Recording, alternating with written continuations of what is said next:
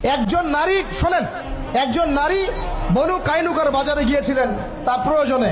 ইহুদি তার শ্লীলতাহানি করেছে, তার সতর খুলে দিয়েছিল একজন ইহুদি। এটা দেখে একজন মুসলিম ভাই সেখানে থাকতে না পারে ওই ইহুদির গর্দান নামিয়ে দেয়।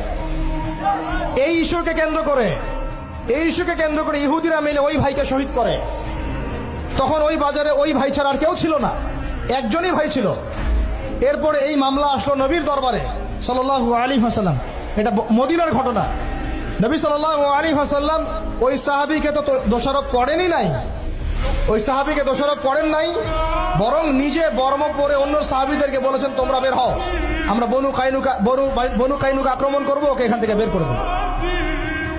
একজন দিনী বোনের ইজ্জতের বদলা নেওয়ার জন্য পুরো বনু কাইনুকার ইহুদিদের সাথে যুদ্ধ হয়েছে। আর আমাদের বোনরা স্বেচ্ছায় ইজ্জত বিলি দিচ্ছ। তোমরা হচ্ছে মাটির তলে চলে যাও, তোমাদের বেঁচে থাকার চেয়ে মাটির তলে চলে যাও। তোমরা নিজে